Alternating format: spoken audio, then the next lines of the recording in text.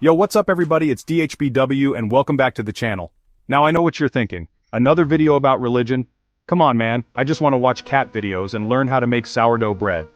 But trust me on this one folks, this isn't your average religious spiel. We're diving deep into a phenomenon that's got everyone talking. Why are so many people, and I mean thousands, ditching their old beliefs and embracing Islam? Is it some kind of social media trend? Did someone spike the hummus? Nah, it's way deeper than that. We're talking about a search for truth. A yearning for something more. Have you ever wondered why thousands of Americans and foreigners leave their religions and embrace Islam? Is it just curiosity, a trend, or have they discovered the truth they've been searching for their whole lives? In this video we will reveal the real reasons why so many people are converting to Islam, and you will see for yourself why Islam is the fastest growing religion in the world. Alright, let's be real for a second. How many of us actually question the beliefs we were raised with? You know, the whole, this is what we believe, so don't ask questions thing. Yeah, not exactly the best recipe for critical thinking. See, a lot of people in the West, they grow up with these pre-packaged belief systems. But then they hit a wall, an existential crisis of sorts. They start asking the big questions. Who is God really? What's the point of all this? And why does pineapple belong on pizza? Okay, maybe not that last one, but you get the picture. They're looking for answers, for something that makes sense in a world that often feels chaotic and meaningless. And you know what? They're not finding those answers in their old religions, they're finding them in Islam. Don't believe me, we talked to people, real people who were on that same search. They were raised Christian, Jewish, atheist, you name it. And one by one, they found something in Islam that resonated with them on a deeper level. It's not about blind faith, guys, it's about logic, reason, and a connection with something bigger than themselves. It's about finding answers to those burning questions that keep us up at night. I spent years searching for the truth. I read the Bible, studied philosophy, even dabbled in some New Age stuff. But nothing clicked. I was like a puzzle piece trying to fit into the wrong puzzle. Then I picked up a Quran. Reading the Quran was like someone had turned on the lights. Suddenly things made sense. The message was clear, concise, and shockingly relevant to my life. I was blown away by the emphasis on social justice, equality, and the importance of knowledge. It wasn't just some ancient text, it was a guidebook for living a meaningful life. Okay, strap in folks, because we're about to get a little scientific up in here. Now, I know what you're thinking. Science and religion? Those are two different lanes, man, and yeah, for a long time that's how it was. But then the Quran stepped in and said, hold my non-alcoholic beverage. See, the Quran isn't just a book of spiritual guidance.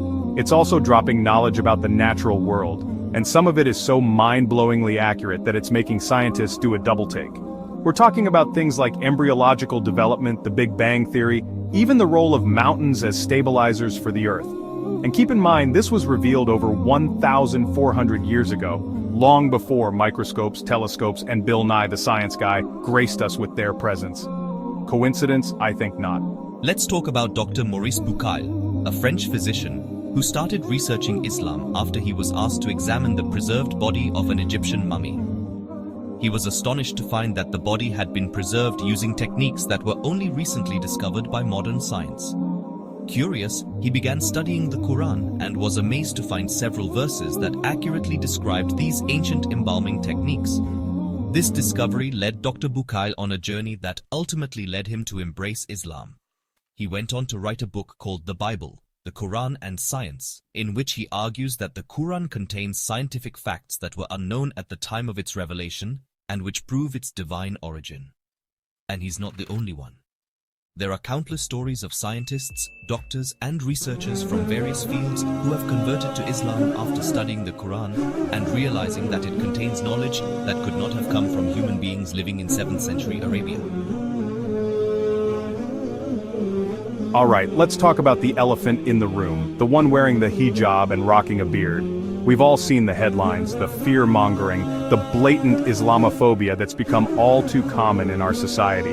It's easy to buy into the negative stereotypes when that's all you're exposed to, but here's the thing, media portrayal and reality are about as similar as a pineapple pizza and a pepperoni pizza. Sure, they're both technically pizza, but one is clearly superior. You know which one I'm talking about. One of the most powerful catalysts for conversion is the simple act of meeting and interacting with Muslims on a human level. When people step outside the echo chambers of prejudice and engage with Muslims in their communities, workplaces, or even just at the local coffee shop, something incredible happens. The walls of misconception crumble. They encounter the kindness, generosity, and unwavering commitment to justice that are hallmarks of the Islamic faith. Take, for instance, the story of Sarah, a single mother living in a small town in the American Midwest. Sarah had always been wary of Muslims, influenced by the negative stereotypes she'd encountered in the media. However, her perspective took a dramatic turn when she met Fatima, a Muslim woman who had recently moved to her town. Fatima, with her warm smile and welcoming demeanor, quickly broke down the barriers that Sarah had erected. As they got to know each other, Sarah was struck by Fatima's kindness, her strong work ethic, and her unwavering dedication to her family and community. She saw in Fatima the embodiment of the very values she herself held dear. Intrigued by Fatima's way of life, Sarah began asking questions about Islam. Fatima, patient and understanding, shared her faith with Sarah, not through preaching or judgment, but through her own actions and the wisdom embedded in Islamic teachings. Let's be real. The world can be a pretty chaotic place. We're bombarded with information, deadlines, and the constant pressure to be on all the time. It's enough to make anyone want to scream into the void, or maybe just take a really long nap. But amidst the chaos, there's a growing number of people who are finding solace and tranquility in a place they never expected: Islam. You see, Islam isn't just about rituals and rules. It's a way of life that emphasizes inner peace, mindfulness, and a deep connection with something greater than ourselves.